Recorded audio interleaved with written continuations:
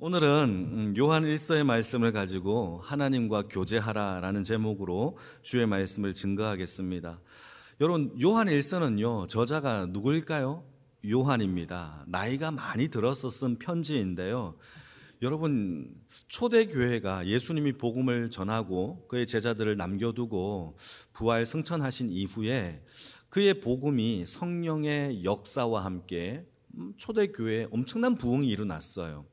그 교회의 부흥과 함께 대대적인 탄압과 핍박과 또 순교자들도 엄청나게 일어났죠. 그때에 AD 70년에 로마에 의해서 이제는 예루살렘이, 이스라엘 땅이 멸망을 당하게 됩니다. 그때 예루살렘 성전도 파괴되고 수많은 사람들도 핍박으로 많은 사람들이 죽임을 당하게 되는 그러한 사건이 벌어져요. 그래서 예루살렘에는 더 이상 예수를 믿고 교회를 세울 수가 없었어요. 그래서 그들이 흩어지기 시작했는데 대부분 기독교인들이 AD 70년 이후에 어디로 갔느냐? 여러분, 아나톨리아 반도라고 여러분 기억하시면 좋습니다. 소아시아에 있는 에페소라는 지역에 있는 아나톨리아라는 반도에 대부분의 그리스도인들이 갔어요. 그곳에서 교회를 세우는데 사도 요한 또한 아나톨리아 반도에 있는 에페소 지역으로 갔다라고 학자들이 이제 추정을 합니다. 거기에서 이제 쓴 편지가 요한의 서신의 이 내용인데, 거기에서 많은 사람들이 신앙을 이제 갈구했는데요. 문제가 하나 있어요. 예루살렘에는요, 헤브라이즘, 다시 말해서 유대인들의 문화가 만연해 있으니까 예수를 믿고 유대인의 정체성을 지키는 게 쉬웠어요. 그런데 자기의 땅을 버리고 아나톨리아 반도라는 이 유럽과 소아시아 지역으로 흩어지면서 어떤 문제가 생기느냐? 그때 그 당시에 만연해 있었던 철학과 종교적인 사상이 바로 그리스 철학이었고 헬레니즘 문화가 그들 속에 가득 차 있었기 때문에 그들에게 복음을 전하고 복음을 전할수록 기독교의 복음과 그리스의 철학이 자꾸 합쳐지게 돼요.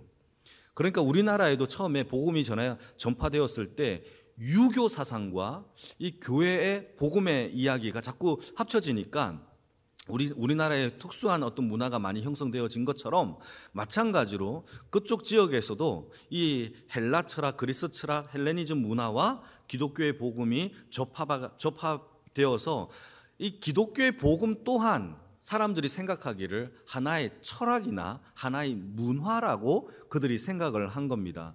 그러면 그리스 철학의 대세가 뭐였냐?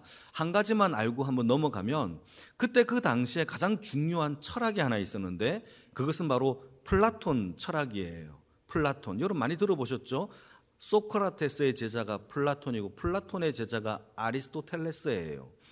이제 중국에서 공자왈이라고 하면은 공자왈 하면은 공자잖아요. 근데 공자 빼고 자왈 해도 공자를 뜻해요. 다시 말해서 중국에서는요, 자왈, 선생님이 말하기를 딱 얘기하면 공자를 대표로 얘기합니다. 그런데요, 그리스 철학에도 똑같아요. 자왈 하는 것처럼 자왈 하면요, 아리스토텔레스가 대세였거든요. 근데 그의 스승 플라톤이요, 엄청난 영향력을 끼쳤습니다. 이 플라톤의 이 철학을 조금만 얘기를 해보면 간단해요. 이분법적인 이야기를 세상을 살펴냅니다. 다시 말해서 선이 있으면 악이 있고 땅이 있으면 하늘이 있고 육체가 있으면 영혼이 있다라고 구분하는 거예요. 얼마나 알아듣기가 쉽습니까? 방금 제가 플라톤의 철학의 핵심을 얘기했는데 다 알아듣잖아요. 그만큼 쉬웠어요. 그러니까 이 땅의 세계는 좀 더럽고 늘 변하고 늘 바뀌어요. 온전한 게 하나도 없어요. 마치 이 땅에는 태양이 비치면 그림자가 매 시간마다 바뀌는 것처럼 이 땅에는 온전한 게 하나도 없다라고 얘기하는 거죠. 그러면 어디가 온전하냐? 저 하늘나라에 있는 이데아라고 하는 세계가 온전하다라고 얘기를 하는 거예요. 그래서 구원이란 뭐냐? 이 땅을 벗어나, 이 육체의 더러운 것을 벗어나 이 아이데아 세계 속에 들어가서 거기에서 누리는 게 진짜 구원이라고 한 거죠. 그럼 어떻게 들어가느냐? 철학자답게 육체적인 금욕, 육체적인 감정을 다 제어하고 오직 순수한 이성적 철학의 생각과 이 논리로 인해서 깨닫고 올라간다라는 거예요. 그러니까 철학자의 생각이 이제 그렇게 되어지는 거죠. 여기에서요, 이러한 사상이 얼마나 많은 영향을 끼쳤는지 우리는 잘 모를 수 있는데, 유럽과 모든 철학에 있어서 이것이 플로티오누스, 유출설을 말한 플로티오누스, 금유혹주의, 스콜라차라, 신플라톤주의, 영지주의, 수많은 철학과 사상들을요, 플라톤이라는 사람으로 인해서 만들어지게 된 것이 바로 그때 그 시대의 문화였단 말이에요. 그러니까 그 중에서 하나의 영적인 신학의 이야기가 함께 가미되어진 게 영지주의인데, 이 영지주의의 내용도 간단해요. 어떤 내용이냐? 이 땅의 것들은 다 더러우니까, 육체는 더러우니까 우리가 구원을 받기 위해서는 신령한 영적인 세계로 들어가야 되는데, 그 영적인 세계로 들어가기 위해서는 하나님의 지식, 영적인 지식, 영지를 가져야 된다라고 하는데, 그 영지에 대한 지식을 가르쳐 준다라고 하는 게 영지주의의 핵심의 이야기인 겁니다. 그러니까 여러분, 얼마나 많은 사람들이 여기에 혹했습니까? 왜냐하면 철학과 문화가 이미 만연해 있기 때문에 이 기독교의 복음과 성령의 역사가 나타나는 신비로운 이 역사에 영지주의가 하나의 가미가 되어서, 우와, 그러면 신령한 은혜를 받을 수 있겠네라고 많은 사람들이 영지주의에 빠지게 되었어요. 여러분, 우리가 대표적으로 아우구스티누스라는 신학자도요, 영지주의에 빠져 있었던 사람 중에 한 명이었어요. 자, 그러면 그때 그 당시에 얼마나 이 교회가 복음 가운데 살아가는 것이, 복음을 제대로 아는 것이 어려웠는지를 알 수 있죠. 그 가운데서 쓴 편지가 요한 1서예요. 그 가운데서 쓴 편지가 사도 바울도 로마서를 통하여서 그러한 이단들을 배척하기 위해서 복음이 무엇인지를 정확하게 우리에게 논리적으로 설명을 시도했던 내용들을 알 수가 있어요. 그러니까 영지주의가 딱 한 가지를 얘기합니다. 이 땅에는 더러운 거니까 예수님께서 육체적으로 이 땅에 오신 성육신도 더러운 것이에요. 그럼 기독교의 가장 기초 진리를 부정하게 되는 것이고, 예수님이 죽음에서 살아났는데 육체로 살아났다는 것을 부정해요. 아, 영적으로 살아났어 라고 얘기하는 거죠. 그러니까 육체는 다 더러운 거니까 영지주의가 얘기하는 예수 그리스도에 대한 이야기가 다 육체를 다 배제하니까 하나님의 아들이라는 이 육체적 아들을 거부하게 되는 거예요. 신령한 그 영적인 그 신비로운 신의 아들, 신으로만 설명을 하는 거죠. 이게 얼마나 많은 기독교인들에게 영향을 끼쳤는지 여러분, 신학을 공부하면 이루 말할 수가 없는 거예요. 그래서 여러분, 오늘 본문 2장 22절 말씀을 한번 읽어볼까요? 같이 읽겠습니다. 시작. 거짓말하는 자가 누구냐? 예수께서 그리스도이심을 부인하는 자가 아니냐? 아버지와 아들을 부인하는 자가 얼마나 화가 났으면 적그리스도다 이렇게 얘기를 하는 거예요. 여러분, 예수님은요 100% 사람이자 100% 하나님의 참 신이신 줄 믿으시기를 축복합니다. 우리 하나님은요, 우리 예수님은요, 우리를 구원하기 위하여 하늘 보좌를 버리시고 이 땅에 우리의 인간의 100% 인간의 몸을 가지시고 이 땅에 오셔서 우리를 위하여 십자가에 죽으신 참 신이자 참 하나님의 아들, 사람인 줄 믿으시기를 축복합니다. 그래서 그러면 이렇게 영지주의와 세상에 타락된 그릇된 진리를 따르는 사람들에게 이 요한은요, 어떻게 하면 그들을 하나님과의 신앙을 제대로 맛보게 할 것인가를 고민하여 쓴 편지가 요한 1서인데요. 그럼 어떻게 해야 되느냐? 두 가지를 방법을 제시합니다. 여러분 기억하셔야 됩니다. 첫 번째 방법은 뭐냐? 우리가 지난 시간에 공부했어요. 태초부터 계신 하나님의 말씀과 사귀는 거예요. 첫 번째는 누구랑 사귄다? 말씀과 사귀는 것이 바로 첫 번째, 우리가 참된 신앙을 누리는 첫 번째 방법이에요. 자, 그러면 두 번째는 뭐냐? 오늘 본문에 기록되는 나오는 내용이에요. 그게 뭐냐? 하나님과 사귀는 거예요. 하나님을 사랑함으로 하나님의 은혜를 누리는 방법이 두 번째, 신앙을 제대로 누리는 방법인 거죠. 자, 두 가지가 제가 설명했습니다. 첫 번째는 뭐라고요? 태초에 계신 말씀과 사귀는 거. 할렐루야. 이건 14절에도 나오죠. 오늘 본문의 14절에도요 말씀 안에 거하라라는 얘기가 나와요. 그러니까 말씀과 사귀는 거는요 우리의 신앙에서 절대적인 기준이에요. 두 번째 뭐라고 했죠? 하나님을 사랑하는 거. 이게 두 번째 사귀는 거예요. 여러분, 이 두 가지 사랑이 우리 안에 있기를 축복합니다.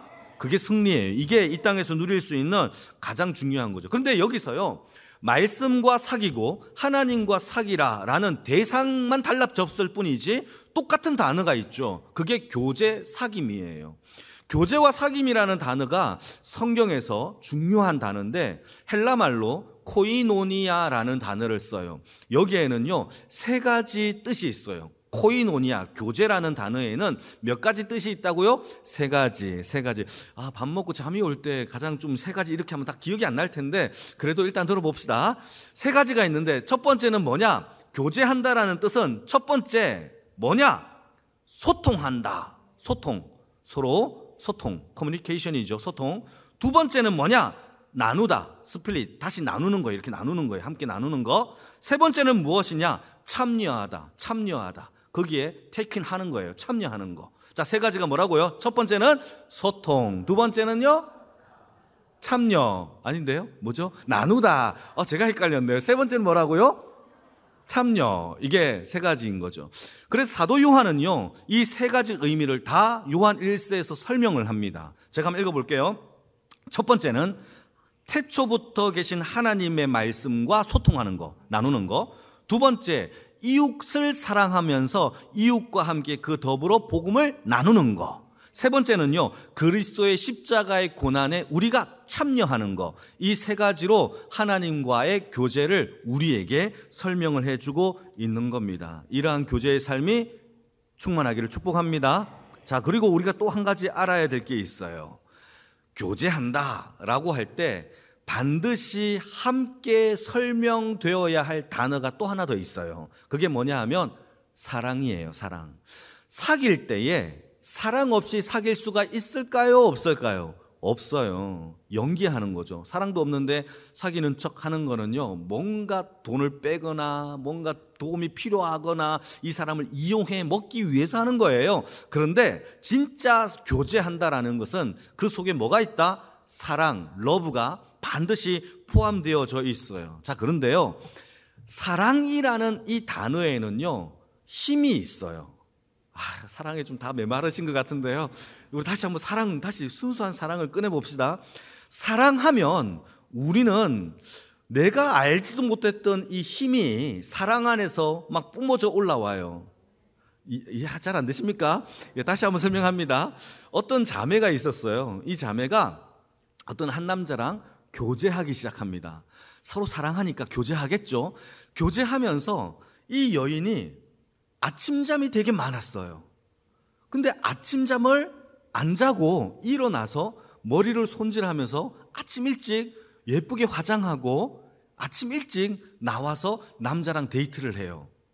별로 안 놀라십니까? 제 아내의 얘기입니다. 저를 만나기 위해 아침 일찍 일어나서 아침밖에 시간이 안 되니까 저랑 데이트를 그렇게 했어요. 여러분, 저는 그 생각을 하면서 아버지가, 우리 장인 어른이 돌아가셨지만 이렇게 얘기를 했습니다. 내 딸한테, 자기 이제 아내한테 아침 잠을 안 자고 네가 일어났냐, 너무 놀라면서 뭐 때문에 일어났냐고 물어보는 거예요. 그때 이제 비밀 연애를 하고 있었는데 얘기를 안 하고 나왔겠지요. 여러분, 사랑은요 힘이 있어요. 그만큼 최근에 아니죠, 좀 오래됐는데 최민수 씨가 TV에 나와서 강주은 씨랑 연애하는 이야기를 썰을 풀었던 이야기가 있는데 제가 그걸 듣고 좀 놀랐어요. 최민수 씨가 결혼하기 전에 강주은 씨를 만났는데, 여러분 강주은 씨 다 알죠? 더 이상 설명 안 하겠습니다.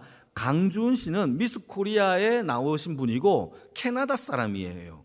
근데 최민수 씨가 강주은 씨를 보고 뿅 사랑에 빠진 거죠. 그런데 자기 집은 서울이고 강주은 씨는 캐나다에 있는 토론토에 집이 있어요. 드라마 촬영을 하고 주말마다 어디를 가느냐? 비행기를 타고 14시간 타야 토론토에 도착을 해요. 별로 안 놀라요. 좀 사랑을 좀 맹말한 것 같아요, 여러분. 14시간을 타고 왔다니까요. 그리고 주말을 마치면 또 14시간을 타고 돌아와서 또 드라마 촬영을 하고, 이거를요 몇 년간 반복을 한 거예요. 우와, 놀라야죠. 이게 사랑의 힘이에요. 여러분, 사랑하면요 우리가 이런 게 하나도 안 아까운 거예요. 시간도 안 아깝고 돈도 안 아깝고, 여러분 힘이 막 나오는 거예요. 막 샘솟듯이. 이게 사랑이에요. 여러분, 하나님과 그런 사랑 해보기를 축복합니다. 주님과 그런 사랑을 해보기를 축복합니다. 지치지 아니하고, 여러분 저도 오늘 너무 힘들었지만 이 강단에만 쓰면 자꾸 힘이 나요. 할렐루야입니다. 좀 신기해요. 저도 신기합니다. 그런데요, 사랑하면 힘이 나오는데요, 또 사랑하면요 또 한 가지 사도 요한이 하는 말이 있는데, 우리가 주님을 너무너무 사랑하면요, 힘이 나타나지만 또 한 가지 더 나타나는 게 있대요. 그게 뭐냐 하면, 내가 예수님께 숨기고 있는 것들을 이제는 감출 수가 없는 마음이 생긴대요. 그래서 내 죄가 너무 부끄러워진대요. 그래서 미쁘시고 의로우사 나를 회개하며 용서하시는 그분에게 나아가, 주님 사랑합니다, 나 이런 죄 지었어요 라고 회개하지 않을 수가 없다라는 거예요. 여러분, 연애하면요, 숨기고 결혼할 수가 없죠. 똑같아요. 우리가 주님을 사랑한다면, 하나님을 사랑하면 투명해지고 이 죄를 고백하지 않을 수가 없다라는 게 사도 요한이 말하고 있는 사랑법, 사귀는 방법이라는 거예요. 우리의 삶 가운데 주님과 교제하기를 축복합니다. 12절입니다. 같이 읽겠습니다. 시작. 자녀들아, 내가 너희에게 쓰는 것은 너희 죄가 그의 이름으로 말미암아 사함을 받았음이에요. 이게 교제예요. 여러분, 주님께 나아가 여러분 하나님께 회개하고 우리의 죄를 자복하는 그런 사귐의 역사가 일어나기를 축복합니다. 그래서 사도 요한은요, 사귐, 교제, 회개, 사랑 다 같은 말이에요. 같은 의미로 쓰고 있어요. 사랑하는데 회개하지 않는다, 회개하는데 사귀지 않는다, 이건 말도 안 된다라고 얘기하는 거죠. 여러분, 우리 안에 그러한 사귐의 역사가 일어나기를 축복합니다. 구약 시대 때에도 똑같은 사귐이 있었어요. 요한의 시대 때만 하나님과 주님과 사귀는 게 아니라 구약에도 사귐이 있었는데, 그 사귐을요, 성경은 뭐라고 설명하느냐? 피의 제사로 설명합니다. 한 사람이 하나님과 사귀고 싶고 사랑해서 어떻게 하느냐? 어린 양을 잡아다가 안수하여 번제단에 그를 죽이고 피의 제사를 하나님께 불태워 드림으로 인하여 잠시 잠깐 하나님과 화목되게 되어지는 것이 구약시대 때 하나님과 사귀었던 사귐의 방법이었어요. 그런데요, 이 사귐은요, 잠시 잠깐이에요. 금방 또 없어지는 거예요. 영원한 사귐이 아니라는 거죠. 그래서 하나님은요, 그의 아들 독생자 예수를 우리에게 주셔서 그의 피로 말미암아 영원한 사귐을 우리에게 허락하여 주신 것이 십자가의 사건이고, 예수님이 이 땅에 오신 성육신 사건이에요. 그러니까 영지주의가 얘기하고 있는 성육신이 더럽고 그건 아니다라고 얘기할 수가 없이, 가장 귀하고 가장 은혜로운 것이 예수님이 이 땅에 오신 성육신 사건임을 기억하기를 축복합니다. 성경에는요, 많은 기적들이 있어요. 그 기적들을 보게 되면 물이 변하여 포도주가 되고, 죽은 나사로가 살아나고, 여러분 아멘을 안 해요? 얼마나 놀랍습니까? 이런 거는 하늘에서 만나가 떨어지고 물 위를 걷고 뿐만 아니라 여러분 오병이어의 사건도 역사가 되어집니다. 그런데요, 성경이 기록되고 있는 수많은 기적들 중에서 최고의 기적을 하나 꼽으라면 하나님이신 예수가 이 땅에 오신 사건이죠. 죄인들을 위하여 죽으신 그 사건보다 더 큰 사랑, 더 큰 사건, 더 큰 기적이 어디에 있겠습니까? 이로 인하여 모든 죄인들이 하나님께 회개함으로 하나님의 나라를 유업으로 이어받을 수 있는 기적 중의 기적이 우리에게 역사된 줄 믿으시기를 축복합니다. 하나님이 그렇게 하신 이유가 뭡니까? 우리를 너무 사랑해서 그의 독생자를 우리에게 주신 것처럼, 여러분 반대예요. 예수님이 우리를 너무 사랑해서 우리를 구원하신 것처럼 반대로 우리 또한 하나님을 너무 사랑해서 이 세상을 이길 수 있는 능력을 가질 수 있는 거예요. 하나님이 우리를 사랑함으로 구원해 주신 것처럼 우리 또한 하나님을 사랑함으로 그 구원의 능력을 입는 거예요. 여러분, 사랑밖에 없어요. 주님만 사랑하는 그 은혜가 있기를 축복합니다. 요한복음 13장 34절이에요. 같이 한번 읽어볼까요? 시작. 새 계명을 너희에게 주노니 서로 사랑하라. 내가 너희를 사랑한 것 같이 너희도 서로 사랑하라. 서로 사랑하는 것이 사도 요한이, 똑같은 저자입니다. 요한 1서의 저자, 똑같은 사도 요한이 새 계명이라고 제시한 게 사랑이에요. 그런데요, 오늘 본문 7절 말씀을 한번 볼까요? 이게 새 계명이 아니래요. 같이 읽겠습니다. 7절 시작. 사랑하는 자들아, 내가 새 계명을 너희에게 쓰는 것이 아니라 너희가 처음부터 가진 옛 계명이니 이 옛 계명은 너희가 들은 바 말씀이거니와. 그러니까 서로 사랑하라라는 이 메시지, 그리고 난 다음에 하나님을 사랑하는 이 메시지가 옛 계명, 새 계명이 아니라 옛날부터 있었던 계명이야 라고 요한이 이야기를 하고 있는 거예요. 그러면 사도 요한이 다른 말을 하고 있는 건가요? 그렇지 않아요. 똑같은 말을 하고 있어요.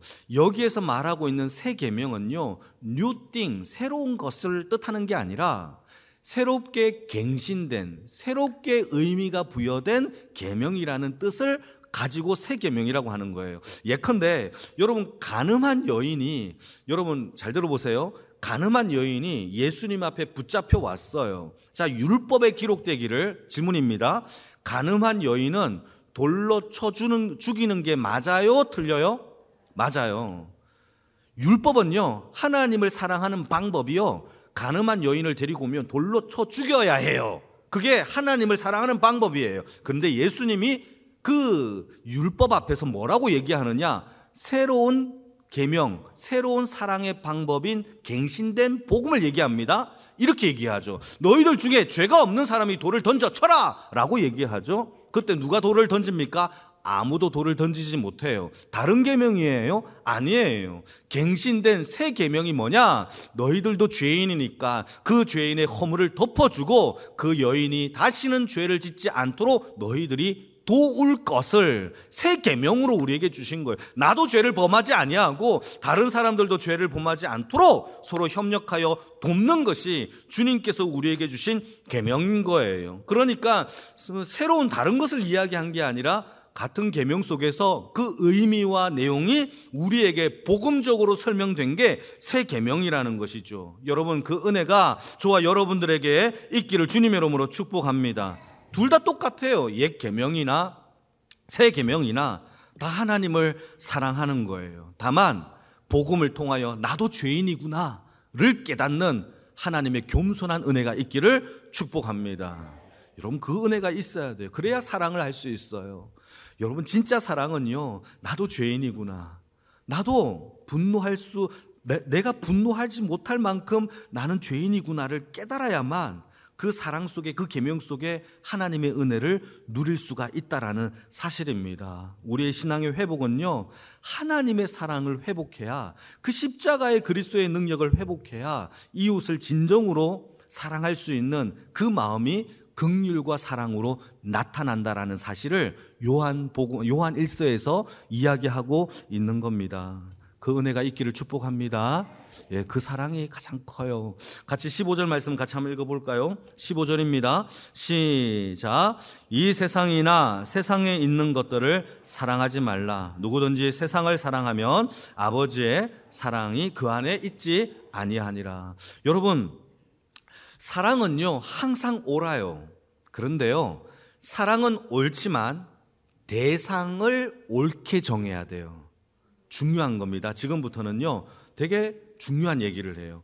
사랑은 늘 옳고 하나님 앞에 마땅한 일이지만 문제는요, 그리스도인들이 그 사랑의 대상을 잘 정해야지만 살 수가 있어요. 그걸 이야기하고 있는 겁니다. 어떤 한 사람이, 남자가 한 여인을 만나 결혼을 했어요. 그런데 이 남자가 이 여인을 잘못 만난 거예요. 이 여인이 항상 나쁜 말로 남편을 위로하지 않고 늘 착취하여서 결국은 이 남편이 자살하여 죽었어요. 이런 뉴스들 되게 많습니다. 반대로 이 여인이 한 남자를 잘못 만났어요. 감금하고 때리고 구타하고 그러다가 도망쳐서 뉴스에 나온 사건도 일어나요. 사랑은 다 좋은 거지만 누구를 사랑하느냐가 더 중요하다라는 사실을 성경은 이야기하고 있어요. 사랑은요 대상이에요. 같이 한번 따라해 볼까요? 사랑은 대상이다. 누구를 사랑하느냐, 이게 더 중요해요. 그래서요, 오늘 성경 말씀에 세상을 사랑하지 말래요. 사랑은 좋은 거지만 성경에 사랑하지 않아야 될 그 대상을 우리에게 규명해 주고 있는데, 그 첫 번째 대상이 세상은 사랑하지 말라라고 이야기합니다. 에베소서의 말씀을 보게 되면 2장에 이 세상은요 불순종의 아들들이 통치하는 땅이래요. 그러니까 이 어둠의 세력이 있는 그 땅에 세상을 사랑하지 말라라는 것이 성경의 이야기입니다. 또 16절 말씀을 같이 한번 읽어볼까요? 16절입니다. 우리가 세상을 왜 사랑하지 않아야 되는지, 시작. 이는 세상에 있는 모든 것이 육신의 정욕과 안목의 정욕과 이생의 자랑이니 다 아버지께로부터 온 것이 아니요 세상으로부터 온 것이라.